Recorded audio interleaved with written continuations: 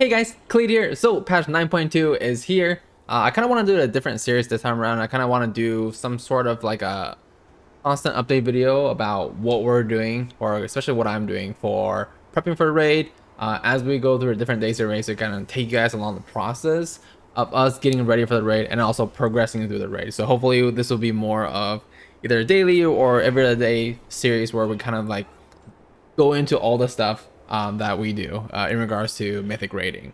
First things first, patches here.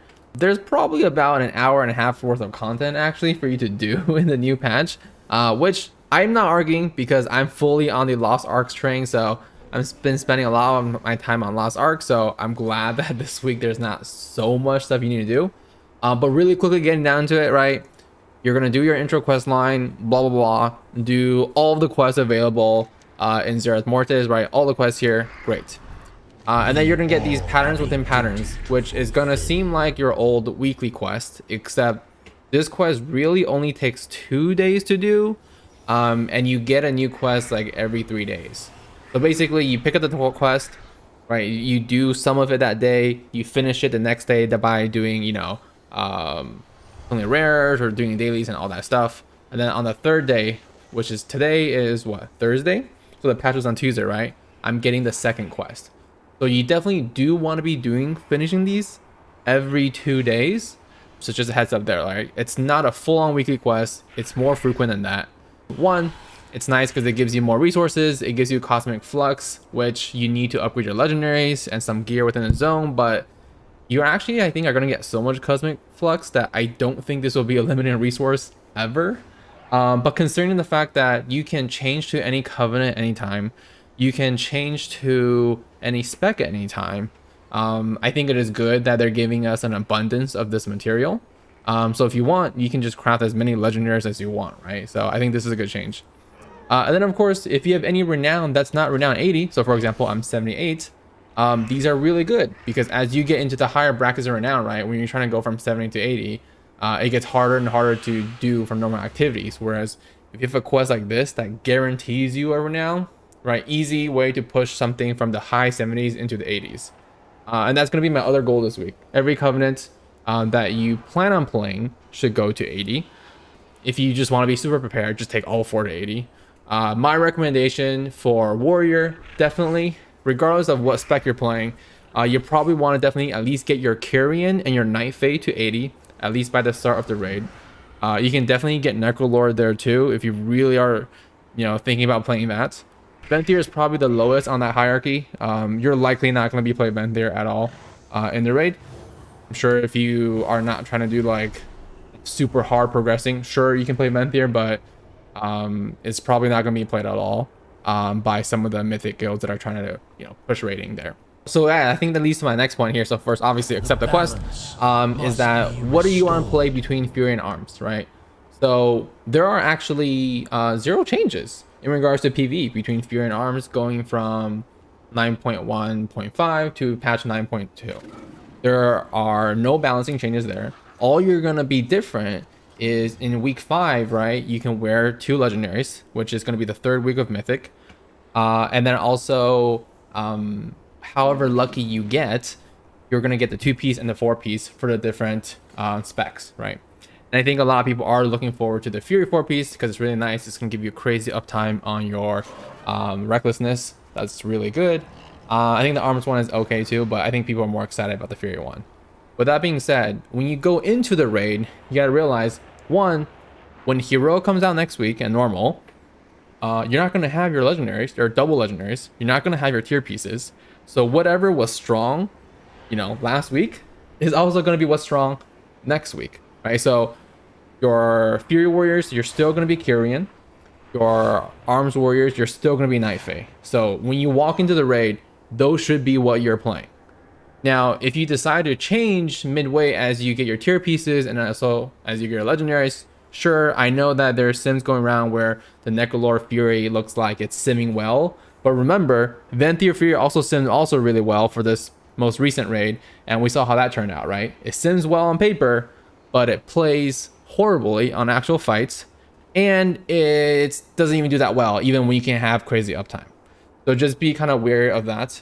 I do think Necrolord Fury has a bit more viability once you get all your stuff, because you do buff your parties too. So even if your DPS, you know, isn't the rank 1 DPS, you can help other people within your group do more damage. So there's the one benefit. But I will have to say, I did do the Sanctum, Mythic Sanctum last night as Necrolord Fury, and it was super boring to play. Basically, you don't have a Covenant ability. Yeah, you press the ability, but it doesn't do anything, right? And if you're playing Necrolord Fury, you're probably going to have to play Frenzy. I mean, sure, you can play Massacre, but your AoE damage is so bad anyways that it just feels really bad to play. Because one is you don't really want to switch targets because you're playing Frenzy. And two is you kind of need to be hitting something the whole time, right? Because you need to generate rage and spend rage in order to keep your, working with the Necrolord Legendary, right? Which is the more rage you spend, the longer you're going to have that Necrolord banner buff. So I think until you get your pieces, don't even worry about it. You know, if you want to get prepared, definitely get that 80 renown for now. The other thing I want to talk about really quickly is that, you know, you guys might have not played all the Covenants, and I definitely haven't. Like, even right now I'm playing Kyrian Fury and I don't have all the good stuff, right? For example, if I go to my Forge of Bonds here, which is nice that they have one new zone, you can see my Piercing Verdict Conduit is only 200 item level. Now there's some ways you can increase this. You can go into Castle Nathria. You can go to Nathria and try to get that to drop. Or you just progress in the new zone, which is nice that they added here. There is this item here, right? It only requires friendly with the Enlightened, which actually only takes 2 days, right? Because I got this yesterday. So all I do is buy that for a little bit of gold. You find what you see. And let's go to the Forge of Bonds here. Right there. We learn it. And yeah. Now our Piercing Verdict is going to be 226. So there you go. Right, it's going to make everything 226. So there is additional ones that I think you can have. This one that happens at Revere, which is 239. Which is probably going to be also week 5. You're basically going to hit Revered around week 5. You'll likely hit it a little bit before, but week 5 is also when you're going to get the campaign quest that does allow you to also wear the double legendaries. So that's kind of working on, like, really all I have to do is maybe log on for like 30 minutes every day, do your world quest. Now by default you are going to have 2 world quests. Then there is this upgrading thing. So here's the Cypher console, right, where you upgrade your little follower with you. I think this is the one that you do. Like, once you learn these 2, it unlocks the 3rd world quest. Now, the 3 world quests you have, because the 3rd one is like slightly different, they're not on the exact same like respawn timer. So like these 2 respawn first. I think the other one probably spawns in somewhere like 1 to 2 hours. You could just like figure out what time that is. For me, that's somewhere around like in the nighttime. If I wait until then I can just knock out all 3 world quests at the same time. So just be aware of that, is that like you're gonna have 3 world quests. 2 of them spawn at the same time. The 3rd one spawns at a slightly different time. So just know that that's the thing. And then as far as for rares, you don't really have to kill them. You can, and it is gonna give you a little bit of rep. If you feel like you want to really play the game, especially this week, sure, you can go ahead and knock out some rares. It's gonna give you a little bit more rep. You know, it's not going to give you huge things, but there is that conduit thing that we just showed, right? The 239 conduit happens at Revered. You don't have to wait for week 5 for that. So if you do want to farm rares like crazy and try to get that item, right, knock yourself out on that one. There are also like these dailies that are not world quests. You can, of course, do them. Now, these don't give rep, but they do like give these resources. This is to upgrade your little dude here and make your questing easier. And then custom flux, that's what we talked about. Is going to give you the legendary materials. I feel like because there's so little to do this week, you might as well just do these dailies now, because you probably maybe don't have time to do these when the raid comes out, when you're farming Mythic Plus, when you're doing PvP. So I would suggest just do them this week, because you don't want to do them next week, right? It's basically like this week is for like that last minute catch up. If there's anything you didn't do previously, getting your renowns to 80, definitely do that. And then of course, there is just studying up on the boss fights, right? I think a lot of people that have tested on PTR are now doing their like boss guides and all of that stuff. So I'll definitely be doing that over the weekend. I'll definitely be simming a bit more stuff. But what I said about like what you want to play, you can definitely play Arms or Fury when the raid starts. Just, you know, if you're Fury, you're probably going to be Kyrian. Arms probably going to be Night Fae. At least at the start of the raid, right? They can also change once you get your tier pieces in. And we'll of course let you know, because I'm planning to try to do this series a little bit more frequently, updates. But last things last, there's going to be a toy here that, you know, I just haven't gone because I haven't done this, like, actually play the game outside of raid logging in forever. So you're gonna find this vendor right here, acquire Tagash. He's gonna be in this hall of curiosities right here. Right, you talk to him. He's gonna give this item. It's gonna take up a space in your bags, right? And every time you use it, it's gonna use the closest demonic gateway to you. So for, you know, groups that set up a gateway and you have to interact with it, if you don't like having to macro focus it and then use a / interact keybind, you can just keybind this toy, and it'll always use the nearest demonic gateway. Now, the benefit is that it's super easy to use gateways now, right? Because you use it, it's going to use the next one next to you. If your raid group has more than one lock, right, and they put gateways in a weird way where the second lock puts one close and it doesn't go to the best place, of course, you are going to have to maneuver a little bit for this, but I still do think this is going to be a useful toy to buy. I mean, it's only 100 gold, right? Might as well buy it and try it out and see how much you guys like it. But definitely recommend picking that up before the raid. But yeah, rest of this week, I mean, I'm going to do my weeklies. I'm going to play a lot of Lost Ark because there's not going to be much else. And the last thing, sorry, is you do want to make sure you do at least one Mythic Plus. I think it's like you can deplete a 20 and complete a 19. I'm just going to complete a 20 just to be safe. Basically, you want to start off next week with a plus 15 or plus 16 key, right?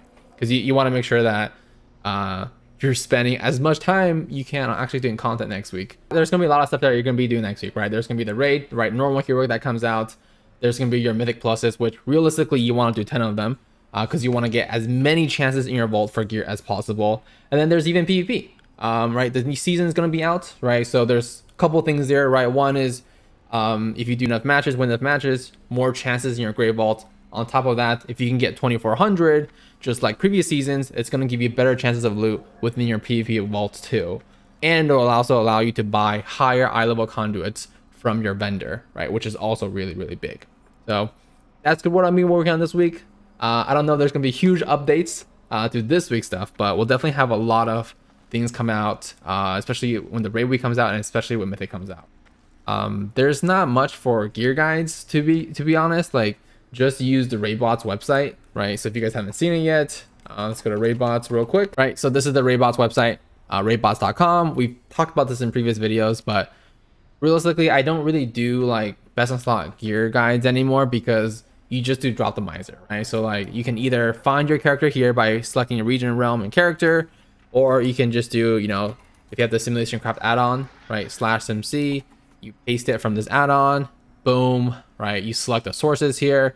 So you would just do like the raid, which is here, mythic, heroic, normal, whatever you want to do. You just run drop the miser, and there you go, right? It'll sim your character versus all of the gear that's in there, right? Of course, you can have a membership and it skips the line, or you can just kind of wait.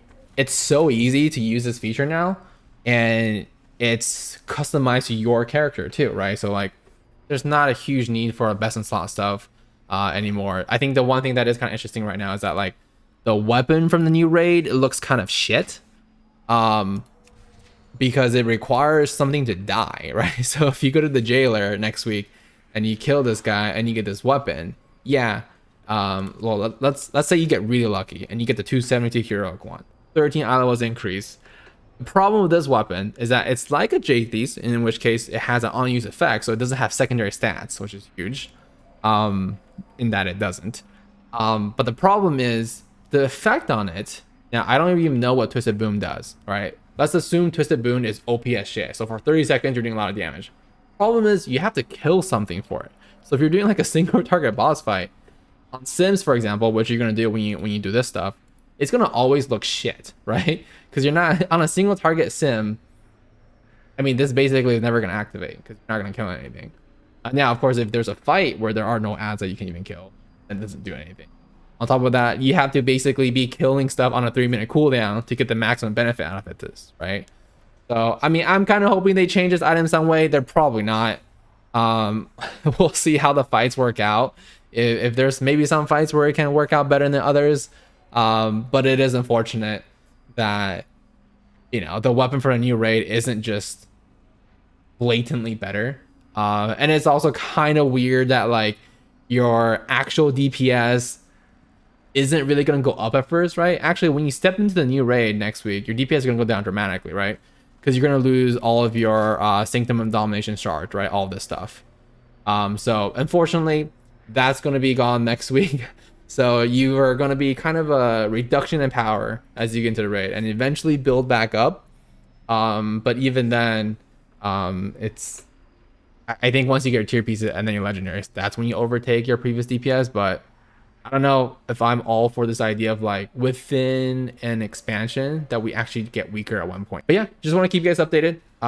That's all I'm going to be doing on this week. And as always, thanks for checking out that video, guys. Feel free to subscribe to see more. Yeah.